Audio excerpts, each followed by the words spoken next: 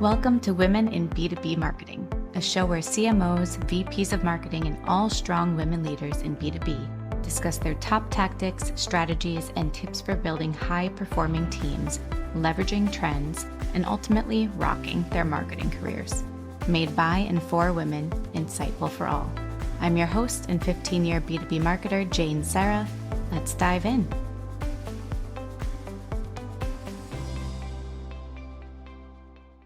Hi, everybody. Thank you for joining us for Women in B2B Marketing. Today, I am excited to have with us Noosh Baratpour, who is the co-founder and CMO at Formaloo. She's going to bring such a cool perspective, everybody, because her background is web development, software engineer, founder, definitely serial entrepreneur, and now she's into the marketing space. So I'm excited to hear the co-founder entrepreneur journey mixed with marketing. And of course, very much SaaS. Oh, also DMZ's Woman of the Year Award in 2023. So kudos to that. And welcome to the show, Noosh. Excited to have you. Thank you. Thank you for having me, Jane. So tell us, I love your journey. Just looking through LinkedIn, everybody check her out on LinkedIn. It's really cool. Just all the things she's accomplished in just 10 or so years. How did you get into the world of tech? And then marketing, how did you find yourself in the position you are now as co-founder and CMO? Sure. Since childhood, I was always into building things, and I recorded videos on VCR and recorded tapes, different things. And I was really interested in such things. And after that, I decided to study information technology engineering. So it was something between management and software development. And we had all kinds of different courses at the university. And I was interested in both worlds since the beginning, from management side and how you can build a team, and also on the building a software side and developing. So I started my career as a web developer and software engineer because that was what was more interesting and exciting, because you could build something and see the result right away. And It was pretty cool. And I started working at different enterprises, but after some years, I was like, I don't want to be a CTO. And the end of my career path would be a CTO. And I was like, that's not where I want to go. And at the same time, I was really interested in branding. And I read a lot of books about branding stuff since university. And I wanted to see, okay, now I'm building this, but how can I deliver it to the people who are using it? Is it really useful? Is it really something that people want? So I wanted to explore the other side of the world and see what's happening on the other side. So that's how I entered the world of marketing, and from the books that I was reading, actually. And then I went to making a practice out of it and seeing, okay, how can I make it more practical? Very cool. Do you think that your marketing PC, you're very interested in the branding side of things, and as a founder, you're naturally part of the brand and the branding and the creation of that side of things? Do you think that because of your extensive background in product, right, dev and engineer, everything there, that you lean towards product marketing as well? Absolutely. Yeah. It had a huge role in it. Yeah. So interesting. So with Formaloo, if you could tell me a little bit about the company, and this isn't a sales pitch for everybody listening, I'm just genuinely curious because you're practicing what you preach and trying to make it more accessible to build and create. So if you could tell me just how you made the decision to start Formaloo and your goal with that would be super helpful. We were friends and co-workers with my co-founders before Formaloo. We had a startup studio in which we helped growth stage startups to build software and expand and scale their software and also their strategy. So we were helping them in different ways. But after a while, we were like, all of these people, all of these businesses have different use cases, different needs, but we can automate some parts of it. So we made an automation out of it to make it easier for us and for them, so they could create everything themselves without bugging us for every little detail they want. And we could deliver everything faster, and they could have it faster as well. We automated the software, and it was the beginning of Formaloo. We delivered it. At that time, it didn't have a name, but they loved it and they were the early adopters. So that's how the idea grew and how we decided to make it, expand it more and add everything. At the beginning, it wasn't this intuitive, but it was something to start with. So the startup studio that you mentioned, was that your own business as well with these co-founders? And it was agency-esque where you were helping them launch and get started. Okay, cool. Yeah. Have you fully transitioned over to fully focused on Formaloo, or do you maintain both alongside each other? At the beginning, it was both sides. Like we had two businesses because we had different pet projects. Formaloo was just one of them. The pet projects, we were dedicating some time and resources to them to see which ones are growing, which ones aren't. And Formaloo was growing even bigger than the startup studio. So that's how Very we decided, cool. okay, this is the end for the startup studio, and let's put our 100% focus on. I love that. And how do you, I know I've talked to a lot of people in marketing. I always do for this show, but in general, I see a lot of friends and former colleagues transitioning to building their own business, whether that's going into consulting or creating a SaaS company. A lot of them go that route. And I'm curious if you have any advice, like how did you identify when it was the right time for you to start your own business? Because this isn't your first or even second business, right? I think you were in fashion at one point too. Yeah. How did you know when to take the leap, and any advice for others considering that path? Starting a business is not easy. Everybody should know that, especially when it's a startup, you don't know anything. And there are a lot of things you don't know about. There are so many variables that you don't even exist. It's really hard to build up a startup. But when you start, you need to do everything at the same time. You need to the CMO, you need to be the content creator, you need to be the copywriter, you need to create videos, you need to do everything if you're doing the marketing side. And for me, it was like I did marketing side, I did operations, I worked with the developers, and it was like doing a lot of things on one day that is super challenging for one person, but you have to do it to succeed and to grow. But knowing this, that, okay, this is hard and that I want this, I have a passion for this idea and I want to make it happen. And don't be obsessed with the idea because ideas are bulletproof. You don't know if the idea works for the market or not. You should be flexible and see what works and what doesn't work. But know that definitely the first idea that comes to your mind will not work. So you have to pivot. Yeah. That's a really good reminder to anybody going in there, because I feel like sometimes we have this idea that sounds amazing, right? And it would work for us and our maybe a small community of a few people. But then you get it out there and you realize, this isn't exactly it. We need to pivot it to this. And you need to have that flexible mindset and be open to feedback. Exactly. And if you're too obsessed with your idea, you will not succeed. That was where I was in one of my startups in the fashion industry. I was really obsessed with the idea and I wasn't willing to change that idea. I was insisting that this should work. But yeah, the market wasn't ready. Yes. And you could always revisit. I feel like oftentimes we get stuck on this path or this mindset of we can't make this decision or pivot to this or stop this and put a pin in it for now. But nothing is permanent. We can always come back, change our mind, and pivot back if we want to try it again. Exactly. Yeah. Yeah. Flexibility. So that's like key, I think, for having this entrepreneurial spirit. You have to just be flexible. And as CMO right now, taking on this role, what's top of mind for you on the marketing front as you start this company? So it's progress and growth. Right now, we are focused on engaging our customers and generating demand on the features for people who are already using the platform, because you are generating enough traffic to the website that we're at the phase that, okay, the traffic is coming, but we need to double down on engaging these people with the features, because as we go on, we're adding more and more features, and more features mean a more complex product. We need to make sure that people understand this complex product. And actually, we are very cautious with adding features and which features, and not to make the learning curve bigger or making the product more complex. But as the PLG is like a spectrum, you're never 100% in product-led growth.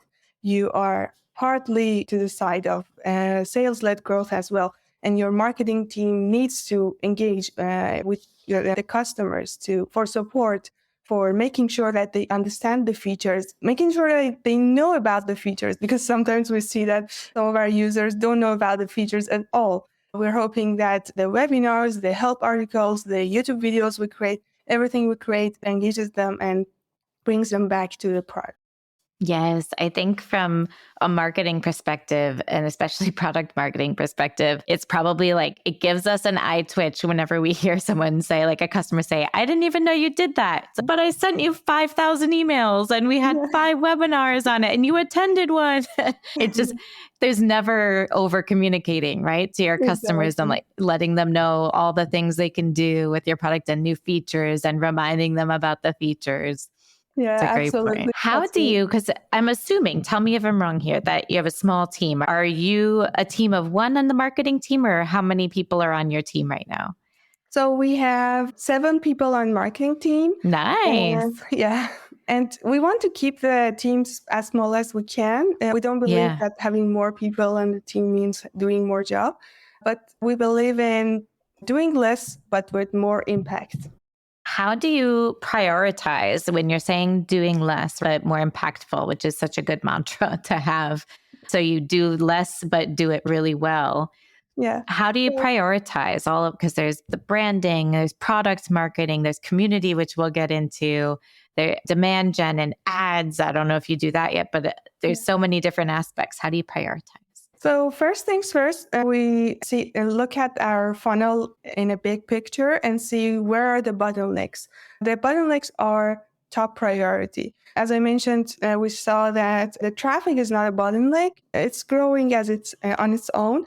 We're doing SEO, we're doing referrals from our community, we're doing ads, like little ads, we're not too big on ads, but yeah, they're generating traffic and it's really good. But our bottleneck that we need to focus more on is engaging these users. People sign up for free and start using the platform. They either forget about it because maybe they used their mobile to sign up and they totally forgot. Or let's say they created some form and then they forgot, generated some submissions, forgot. Like for many reasons, people forget to come back to the platform and engage them and bring them back to the platform, show them what else they can do, and have them use the platform more for their success. But did I answer your question? Yes, you did. So key to prioritizing is identifying the bottlenecks first. I love that. I'm actually going to go back and assess what we're doing and where there's bottlenecks, because it's so easy to get distracted in marketing and get pulled into either the shiny new thing or somebody's requesting something, right? And become just this reactive marketing team versus proactively taking the time to audit and see where there's those issues, right? Those bottlenecks and fixing that first. Absolutely. So, love that. Yeah, also we do look at our strategy in general. What's our strategy in marketing? And one thing we recently did was introducing the VP2Bs. What we do there is each person in our marketing team is responsible for one aspect of the ICP. We call it as a work kit. So for example, we have agency work kit, which is targeting the agencies who are using Formaloo. Agencies use Formaloo for creating tools for their customers and like selling to their customers. One person is responsible for that, and they do the whole funnel. They're focused on the whole funnel, and they own the whole funnel for that target customer persona. And yes, we tried it, and it's really paying off. So that's another thing that helped us to focus more on what can be done. And like each of these VPs are focused on their strategy, and their strategy should be aligned with the strategy of the marketing team. I love that. That's interesting, because something that quote unquote is the way it's always been done, that we're seeing that I've talked about it with a couple of people, it needs to be disrupted. And I do see people changing their org charts. But historically, right, marketing is often split up by channel and type versus by the audience and the ICP. So I see a lot of benefits to that, where each of your marketing team members becomes an expert in that audience. So for Exactly. podcasts, they can go speak on podcasts to that space. They can be experts on the content creation there, and they don't have to be spread across several different ICPs. I love that idea of splitting up by ICP, your team. How do they come together for channels? For instance, social media. If you have social media for Formaloo, how do they identify like a calendar together? Is it just a lot of collaboration or? Yeah, so for shared resources, we have calendars, and every week we decide, okay, this is how the calendar looks like, and if somebody has something that needs to be prioritized, then we will move it to the beginning of the week or the days that work better. But every week we have a short meeting to discuss the calendar and discuss the shared channels. The shared channels could be the social media platforms, could be advertisements, could be the SEO. For example, we have different content writers who we are working with. And yes, we plan at the beginning of the week and we go on. Very cool. Having it split up this way, your team, does it also make budgeting a lot simpler? Because you're like, this is what percentage we put towards this and it's split by team versus we have X dollars for ad spend. Instead, it's X dollars per team. Absolutely. Yeah. It's much easier because you see, okay, these ICP are more promising, so we will dedicate more budget to it. Very interesting. It also makes it like almost competitive in a happy way, right? Yeah, Between the teams. Because, if I want to get more exactly. budget to do these things, then I need to get more visibility for my segment and find those broken pieces in the cog in the machine and fix that. Yeah, So exactly. fascinating. I love that. Do you have a current focus right now? It doesn't have to be ICP, or is there anything that you're seeing that you're just really excited for in the next year or so that is driving the most demand and conversions and people that are converting on your site or engagement, since that's a big focus for you? Absolutely. Mostly it's content marketing. Like our team and I are obsessed with content, and we're always looking for better ways to engage people through content. And the content can be like through blog posts, help articles, YouTube videos, anything, any kind of format. Maybe there are some formats that we haven't explored yet, and we should go for. But yeah, we're always looking for better ways to leverage this channel. Are there any lessons that you've learned so far as CMO the hard way, right? That we can learn through you, something that just you tested and it was not successful, or just something that you realized you had to pivot and change directions from? Any lessons from the road that you can share? Yes, the top thing that comes to mind is you have to do everything to succeed. And in startups, you have to switch your role in a day.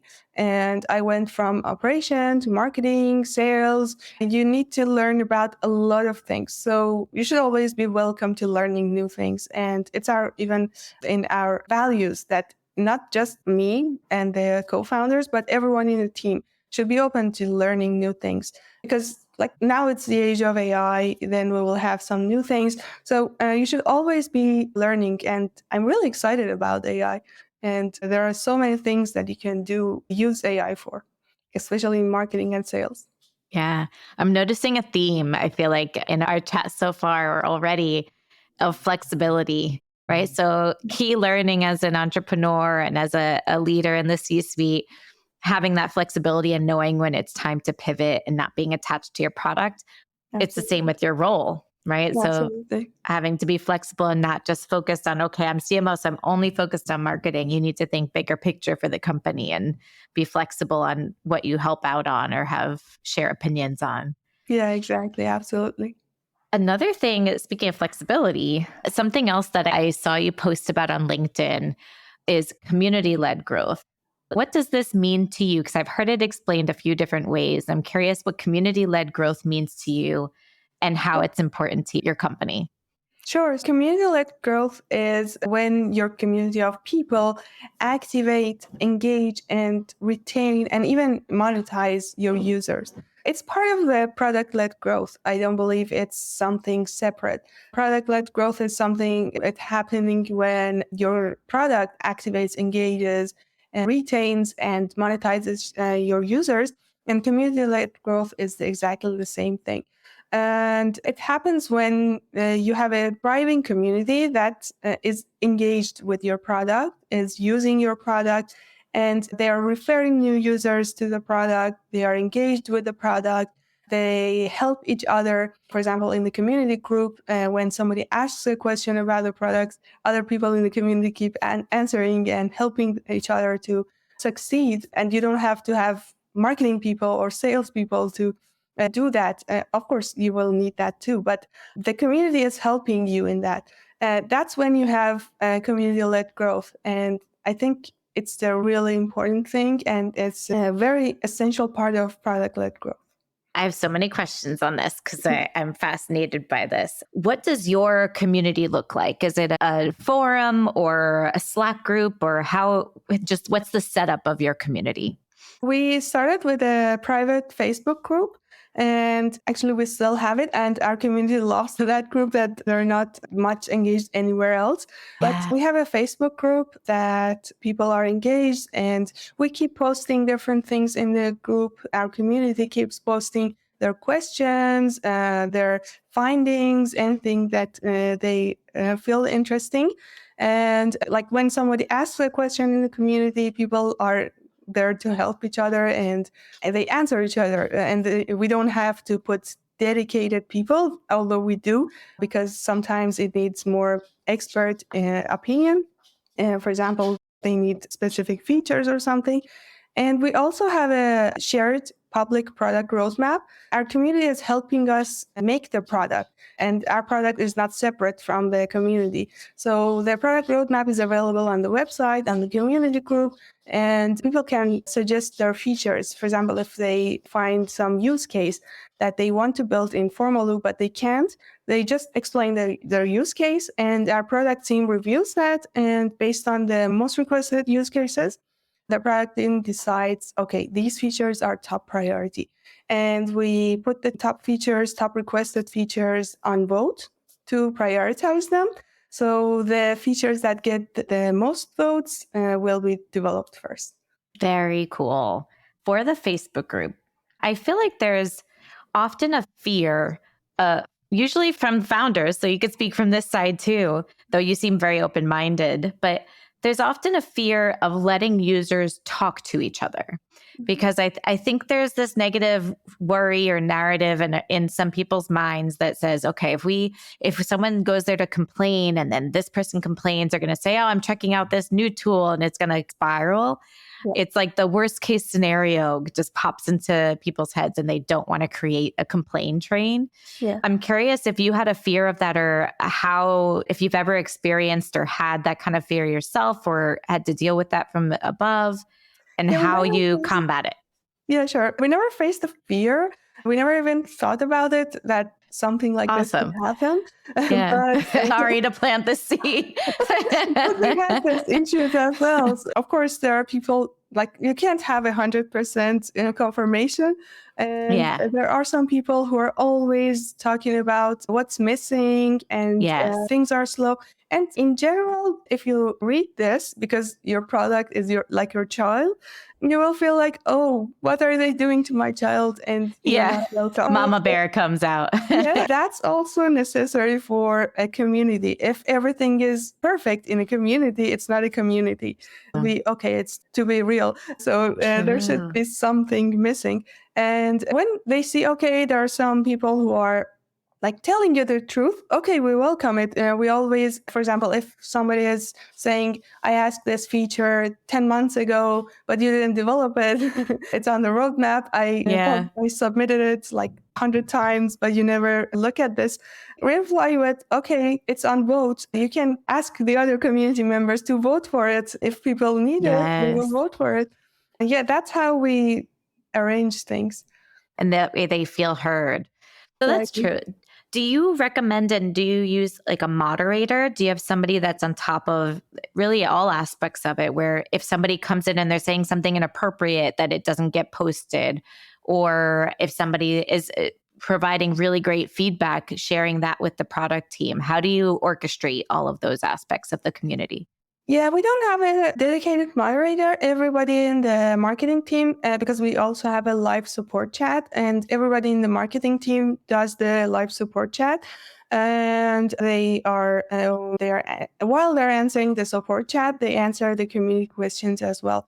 But we don't like delete posts, even if they're negative. We only like block or delete posts that are irrelevant to the community, because the community has one goal, which is talk about Formaloo. But if somebody wants to do spam posts or something totally irrelevant, we delete those. And the community members are also reporting those. And Facebook also helps us and prevents many of these spam posts and spam comments.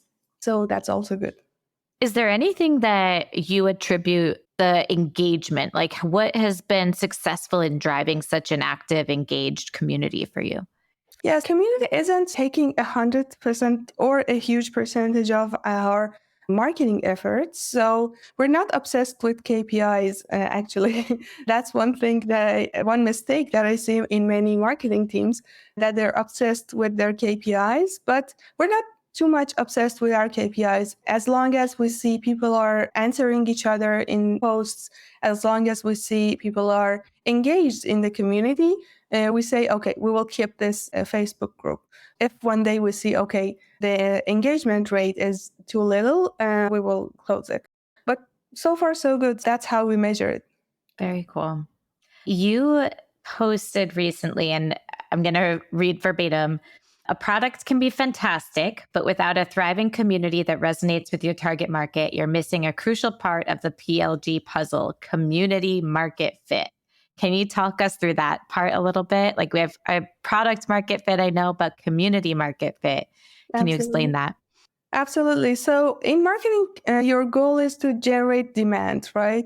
But how you do it makes a difference, because every marketing team wants to generate demand for like people who don't know the brand, people who know the brand but are not using it, or people who are already using it. So the general goal is to generate demand.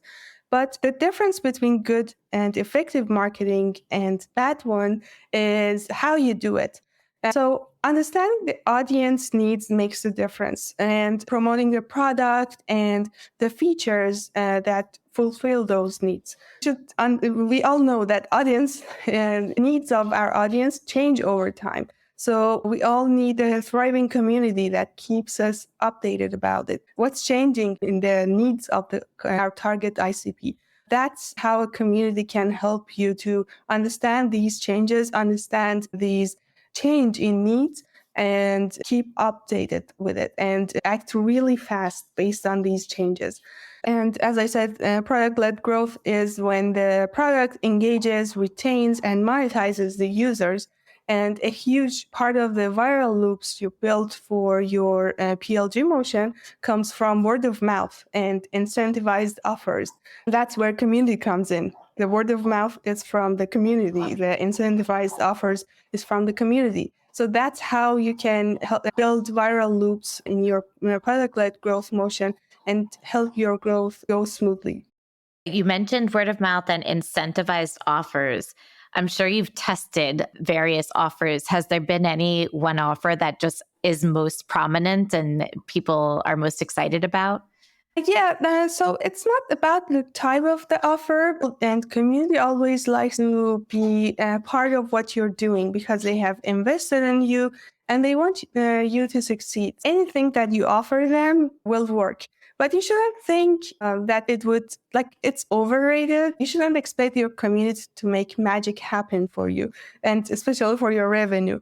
I believe community is a must in growth strategies, but it's not something that makes the magic happen. It's not huge game changer because you must have it, but you mustn't put like too much focus on it. Yeah, with over KPIing things, which I think Yeah. all marketers can relate to, whether it's coming from us and it's ingrained in us or from the C suite. But it's interesting. So, needing to have the community and share that word of mouth and get this just group of passionate people who are beyond the founders, right? And the team that works for you, but the community of people who are passionate about your product and leveraging and tapping into that to drive more word of mouth, but not expecting it to be that silver bullet that's quadrupling your revenue overnight because you offered a month free for every person that you refer or something like Exactly. that, right? Do you typically try to offer on the incentive side, things that are like free use of this or early access to this? Or I've seen also obviously marketers have tested things like $100 Amazon card for every, have you tried all of these types of incentives? Yeah, actually we have, and all of them are pretty good. For example, we offered an Apple Watch and Amazon cards. These are really good incentives. Yeah. Cool. Do you get feedback? Like, do you just mix it up and try to see what fits for different people and try the different incentives to see what brings those referrals in? No, we didn't find a need for Yeah. it. Yeah. Okay. Switching from the marketing side of things, getting a little bit more into who you are and your career path. Again, we talked about your awesome journey from product and engineer and dev side of things into more of the marketing and of always entrepreneurial. Do you recall any specific moment that impacted your journey along the way, either on the entrepreneur side or getting into marketing? Like, what moment do you think really made you go, okay, I'm going to change and do this, or gave you that impact? Yeah, actually it was when I volunteered at a TEDx event. And TEDx events are events that are licensed by TED and organized in your local community. And it was where I learned a lot of new things that I wouldn't imagine I would learn, but just by volunteering and doing free work. It opened a lot of doors. I got to know my co-founders, all three of them. I got Wow, to, met them at the TEDx event for yeah, volunteering there. yeah, How cool. yeah, it was really nice. And I met a lot of amazing people, let it be speakers or partners or other volunteers. Like it was different events, like we organize TEDx events every year. And it's opened a lot of doors for me. I learned that I can organize events. I was co-organizer in different events. I was co-organizer of TEDx Women events, TEDx Tehran and TEDx, different TEDx events, TEDx Salon. And yeah, I didn't know I could do all of this. And I didn't know that I could do so many things at the same time. But yeah, it was really awesome. And it was a shift in my whole career. Yeah. Oh, it's so cool. I keep coming back to flexibility with you, like just being open to these opportunities. And Yeah. you put yourself, how did you get involved with TEDx? What brought that about? I heard about it from a friend. He said, let's go and attend the event. But I didn't have money to attend it. And I checked Ah, that loophole. Yep. the website and said, if you don't have money, if you're a student, you can Yeah. volunteer. So I So applied cool. and I love that. Innovation, right? So yeah, where there's a will, there's a way. You were like, I yeah, want to go to this, but budget is tight. So this is how we get in. It's also exactly. back to networking too, right? And this is how you were interested in this. You found a way to get involved and then you built your network too, like investing in yourself and putting yourself into these opportunities and seeing where Absolutely. life Yeah. takes you and what comes your way. So cool. Do you have anything, you could probably say your own, but do you have a favorite tool right now? Is anything just helping you and or your whole team do so much more or do something a lot better than you have in the past? Yeah, everything I have to say, like there are three tools that I check every day. One of them is Fathom. It's for recording calls and it gives you a summary of the call and the recording, and it's pretty cool. So I can't go to a meeting without this. And the other one, Formaloo, of course. We organize everything in our team in Formaloo, like task management, like organizing webinars, like creating different tables of and like writing the agenda, like everything in Formaloo. And also Cloud, which is like a generative AI tool, and it's pretty awesome. And yeah, these three tools are my top favorite. I'll link all three in show notes for everybody, but I've heard of Fathom, I've heard of Formaloo, but Clout, is that the third one? Yeah, Cloude. Cloud. Oh, Cloud. Yes, yes. Cool. Okay. I'll put all the links in show notes so everybody can check them out. What makes Claude more just better for you than the other tools out there? Is there any specific reason? No, all three are really good, but Cloud is for generative AI. If you want to post job position, I get help from Cloud. If Yeah. I want to create content, I get help. Agenda for the webinar, and Cloud Yeah. creates it. Like anything I want to do, I first check it with Cloud and Yeah. compare it what I have created and merge it together. Perfect. One last thing, Noosh, that I want to ask you, and I love to close out all of my episodes with, is if you could go back in time when you were first starting out, Dev Noosh, engineer Noosh, what would you say to her, knowing all that you've gone through in your career now? What advice would you give her? So it's mainly stop being obsessed with branding and start investing more in content marketing. Like it's more relevant to marketing, but at the beginning I was really obsessed with branding, and branding is not for early startups, not really. So you first have to build trust with educating your audience, understanding your audience, and investing more in the content you're giving them rather than building a brand. So without content marketing, you won't have a brand. Love that. And if there's anyone else, because it feels like you've always had this itch for marketing in the back of your mind, it's probably part of the entrepreneurial spirit. Anyone who's in the dev world and software engineer and they want to get into marketing, any advice for them too in making, or any career switch? What advice do you have somebody just wanting to switch their paths totally? I think it's the most important thing in life in general is flexibility, because there are so many things that change in life, change in your career path, change in your day to day. You need to be aware of the changes by just observing it. And when you're aware of it, you know how to be flexible and go with the flow. But you need to make decisions on which way you want to go and never look back because it doesn't work. Yeah, I love that. Thank you so much, Noosh, for joining me today and sharing all this wisdom of your journey. It's so fascinating to me.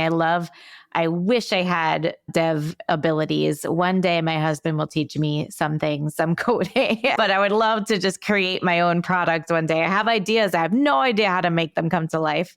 I guess like learning languages. When you don't Yeah. do it, you totally Uh, forget it. Right now, yeah. the team says something and I'm like, oh, what are you talking about? And they say, weren't Right. you a developer? And I said, I don't remember these. You're getting rusty. Yeah. So funny.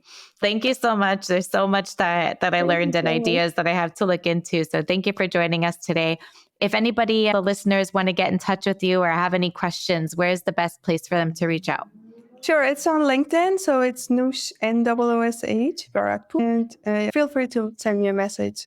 Perfect. I'll put a link in show notes for Noosh's LinkedIn as well. But Thank you. thank you for joining us. Thank you for having me. Thank you so much, Jane. Yay. And thank you, everybody, for listening today. If you liked the episode, reach out to Noosh or myself on LinkedIn. Let us know and share with a friend, write a review. There's now comments on Spotify, I'm told, so you can write a comment on an episode you liked.